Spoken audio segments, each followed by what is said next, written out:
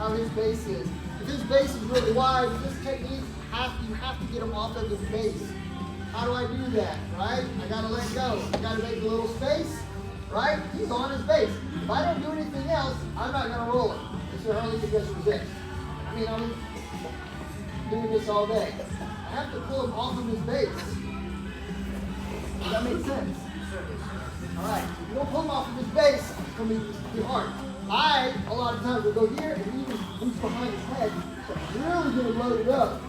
This is weight heavy on this leg and light on this leg, so that I can sweep his feet, okay? Make sense? All right, so kick out. Remember that if I get on my side, just like I'm gonna do scissor, right? And I put this foot up on his thigh or his hip, it's probably not gonna work, right? We'll be doing this a whole lot. He's gonna be like, I don't know what you're doing, trying to make me longer maybe, but you gotta get this foot low. You might even want a 2-on-1 in this hand. Does that make sense? So you gotta get that leg extended and this hand extended. If this hand is like this, like Superman, and that leg is out, he will roll easily.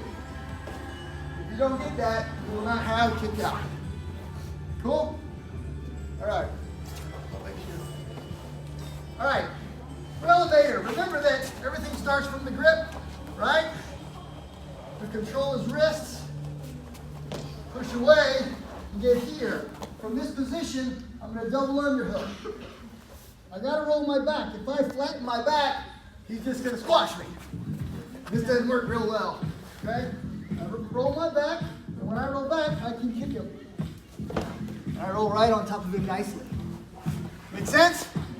So those are some cool 5 points you might need to know. Now, for hip bump or pickpocket, this is really not my favorite, to be honest with you, but when you get here, you still have to control him.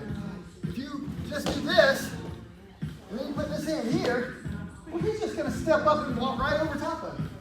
So there's got to be some control, okay?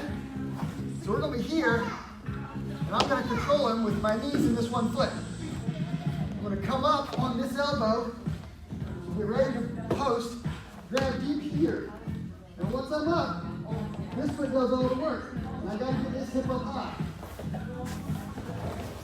Make sense? So why is it called pickpocket or hip bump? Actually, this hand was kind of in the middle of his back. It should be on this side, like you're picking this pocket. Make sense? So I'm kicking it from the skin. If he tries to back out, skin, kind of.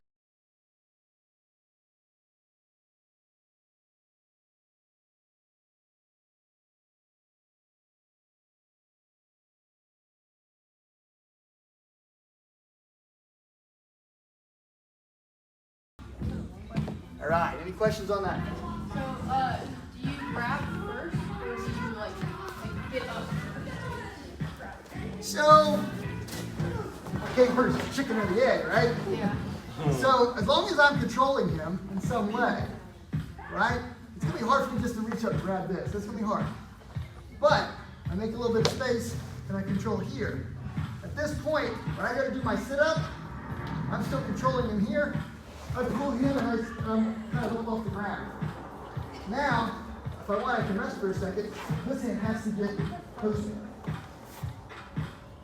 The higher this hand is, the higher your hips can go. Okay? If you don't get your hips up, you're not going to roll them. Which is why I don't like this one very much, because this is a very difficult one for me. Bigger guys usually like hip bump. I'm still in that small guy category, so I really got to, try to get him over this way. Everybody warmed up? Yep. All right, go. Ready? Scissor sweep, go.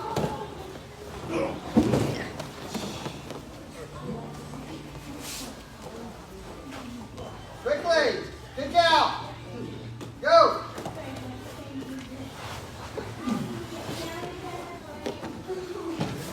Quickly. Elevator, go.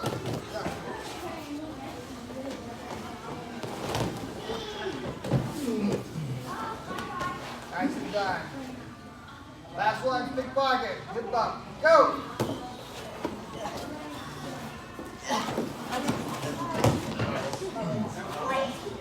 That'll work. All right. I want you guys to practice standing submissions. Standing submissions. I will coach you on which one to do. One person raise your hand and say you're going first. All right. The other person you can help coach a little bit, but ultimately we're going to walk through this thing. Step one, make a grip. Most people are going to make the grip. It's going to start usually from a clinch or a traditional grip. First move, let's make sure we understand that this is a universal move, which is why we can do it standing or on the ground. Let's start with head and arm. Head and arm choke is good standing up. You got to get your opponent's arm on the other side of your ear and then entangle. If their arm is down low, it ain't it. It's got to be above or around their neck. Ready? First person. Go.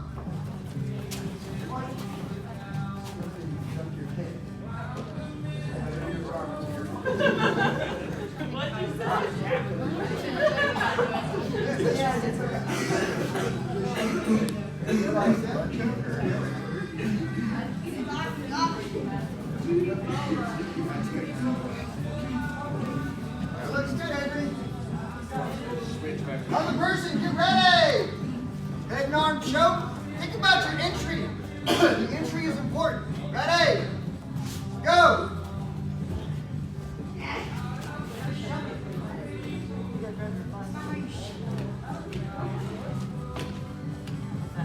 All right. How many of you moved the arm with your hand? How many of you jumped under and used your head and your shoulder?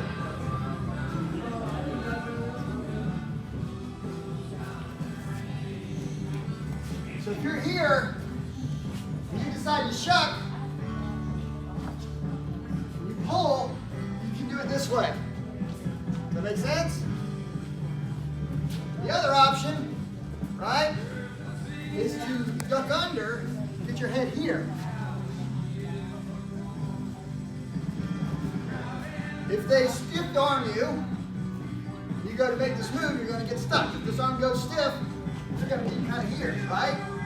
At this point, you've got to go under this way. Sweep that arm with your elbow. He stops me from going under. Sweep up. Elbow down. Sweep it. Tie him up. It's got to be fast. I promise you, once they know what you're doing, they're going to start defending and doing stuff. You're aware of it. That way it's not a hard throw for either of them. Push. Now. Go. Okay. It's usually like this, right? Yeah. And then just.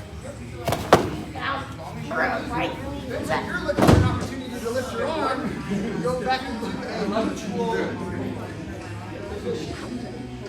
You're looking you make the throw, you can't get that arm out, you got it.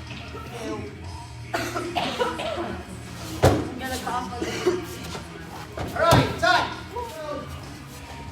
Remember that what Kyle really wants to do, he's holding me, I'm holding him, he's fighting, I'm fighting, right? The thing that he wants to do is not get choked, so once I make my move and he feels that, holy crap, I'm going to get choked, right? I start tightening him up. Good. Once he gets into this position, he wants to get his arm straight up in the air and around my head if possible. Now we're in a neutral position. Make sense? When we get here and I lock him in, he's thinking I gotta get that arm up.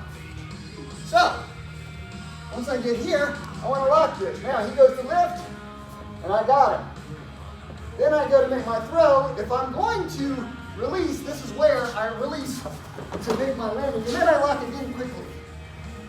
If you give him space, he's going to lift his arm up and go into a mutual kind of situation so you don't have to hit an arm. So when you land, I recommend there's no space. You drive this head this way when you land. I've seen a lot of this. You can just move this easily. There needs to be something here keeping that position. Make sense? All right, go to the other thing. We're going to follow that up with something better.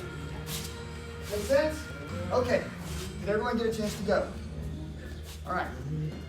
Kimura lock. Standing Kimura lock. Anybody not know this one? I don't know it. Okay. I don't either. So, wherever Aaron touches me, oh, there it is. I grab and I go to this position. This is a standing Kimura lock. Now, a lot of stuff she can do. Number one, she can try to stand back up. Right? She can go around and try to grab my back. A lot of stuff that she has, you don't really own her here yet. This is step one. As you get here, right? She tries to stand up. No problem. You got that. She tries to go around. Well, a little bit. It's hard for her to get around. So we're ultimately going to stick this foot here, and she can't step around us now. I've entangled. There's only one way for me to go, in her opinion. And she lands backwards. She's probably going to break this one in the shoulder. This is going to land hard on the ground. Her weight, my weight. There's only one way to go, and that's back.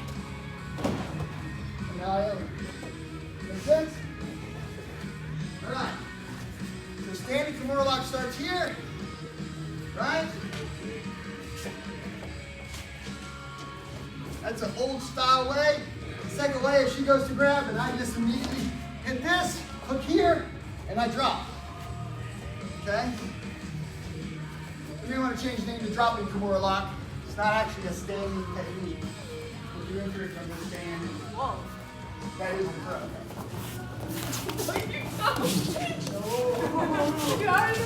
I don't know. I don't like this. This squished me like a turnip. Great. That was the slowest minor outer reef in history, Tance. Slow, but it worked. He fell at like a third of a mile per hour. Oh, kick it!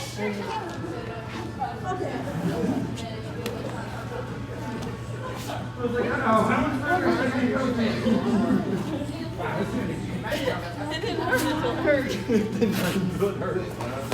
Well, see, I thought, okay, well, I have history. You can't really do this. And so I thought I could find my way out of it. Right? Look at the feet, right? Try to go.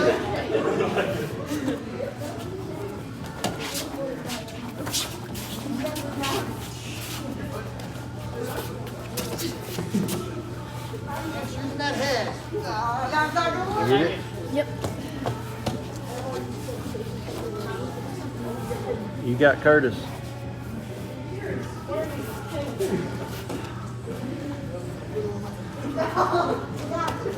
Ready?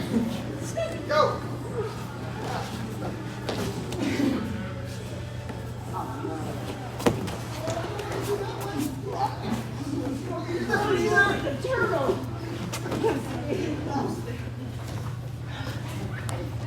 Here we go. Mr. Hurley.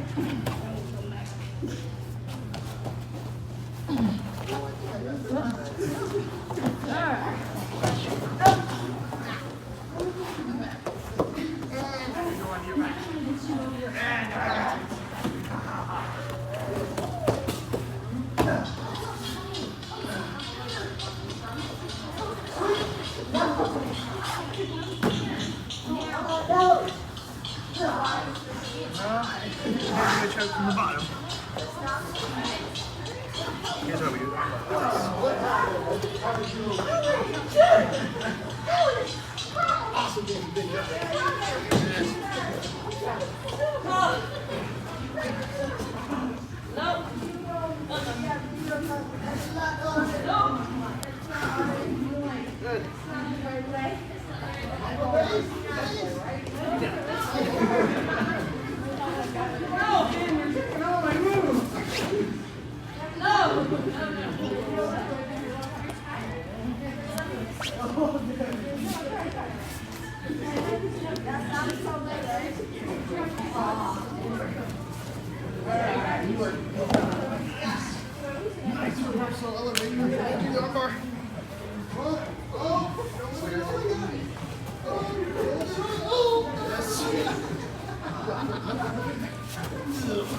Good job. I would like Feeling your pants. Oh, they like my face! Thank you. He's coming for you. It's not locked. I don't think it's gonna work. Oh, that isn't a very good choke. Oh, that's pretty tight, but not enough. Better squeeze, girl, squeeze. Better escape here, I think. Oh, here we go. Oh, that's all. Now you can do that same choke for this position, right? Over. Turn over. Go over to the choke again, not this one. Oh, good job. Head crank. Head crank. Oh, no. Yeah. Yeah, no.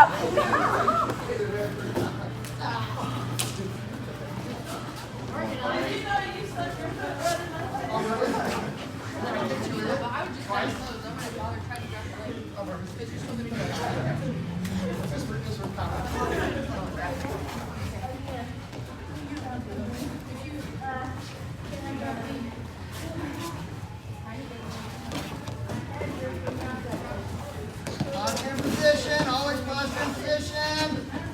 Pass the knee, Mr. Belton. This is definitely not my night. Oh, I like that move. Look like me. Pop it around. This is not my night. You're gonna be like 3 times.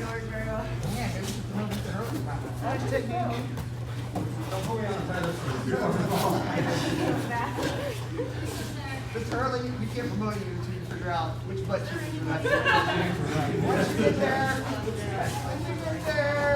nice big swim there, Avery. Take it back.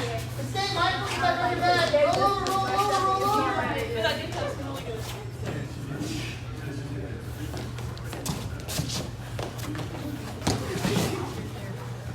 Oh, that looks like a elf strangle right there. Pull it over, Mr. Oh, he escaped the arm. Nice job, chance for the escape, baby.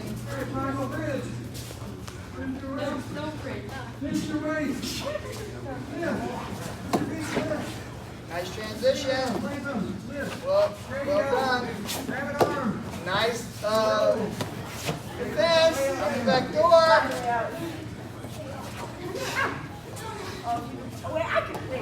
Oh, there you go. There you go. Good man, Mr. Belton. Good job. Good man.